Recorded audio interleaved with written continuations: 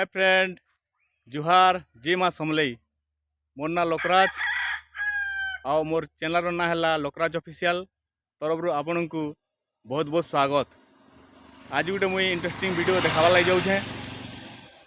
तो आमर गाँव में जगन्नाथ मंदिर प्रतिष्ठा होबार अच्छी, तो तार लगी प्रस्तुति केनता चली आउ प्रोग्राम मने केन काଣା काଣା हेबा तार बाबद मुई डिटेल देखामी। आओ एंड तक देखबे और वीडियो भल लगले लाइक शेयर और सब्सक्राइब करवार नहीं भूलबे।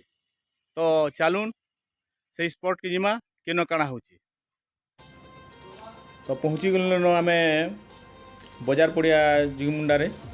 तो देखुन सामना रे अच्छे मचान जेन कराई सेन आमर जलंधर बध हेबा जेनटा कि जलंधर दरबार।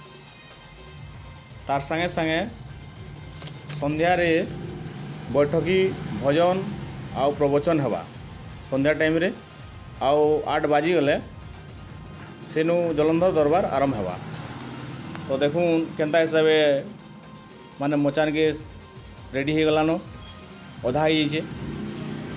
तो देखुन आउ दिने दिन भीतर पूरा कंप्लीट हो। तो चलून आगे मुझे देखो जे। तो देखुन इटा कलाकार मनकर पेंटिंग हल। इटा कलाकार माने पेंटिंग हो गरी माने प्रोग्राम की आरंभ करबे। तो ताको लगी भी सेपरेट इटा कराई।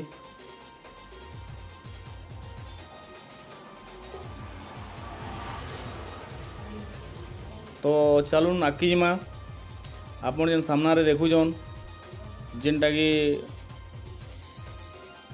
आके मैंने चांदुआ देकरी जेन लाल रंगटा जेन सब कि रेडी कराई। इन हेबा पारायण हेबा भागवत पारायण हेबा जेनटा कि बहुत नामी दामी पारायण गायक मैंने आउछन। तो आम एटा आसीगलु जेनटा कि अन्न छत्र हेबा 56 प्रहर। तो सेन सब श्रद्धालु खाई पारबे। दिन रात खाइबार व्यवस्था अच्छे समस्त लगी सुविधा अच्छे।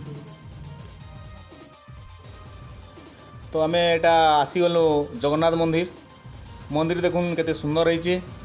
कलर ऑलरेडी हो जाइए बहुत सुंदर दिशुचे। तो मंदिर के समस्त दर्शन करबे। बहुत बढ़िया सुंदर मंदिर है जगन्नाथ मंदिर।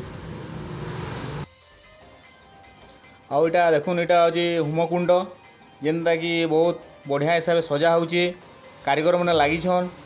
तो इन होमकुंड रे बहुत श्रद्धालु मैंने बसबे होम यज्ञ हेबा इन। तो देखुन यहाँ मुझे जहाँ देखे यहाँ कि कंप्लीट नहीं होबार था। नेक्स्ट वीडियो रे जहाँ कि कंप्लीट होगा मुझे देखामी। आउ नेक्स्ट वीडियो रे आसवा आमर जेनटा कि पहरी होचे पहरी देखामी। तापर मीना बाजार आउ आमर सियाड़े ओपेरा। तो स्टेज रे काଣା काଣା केनता जगह किन जगह होचे आपन को मुई डिटेल देखामी। तो मुई वीडियो पे एंड करूछे।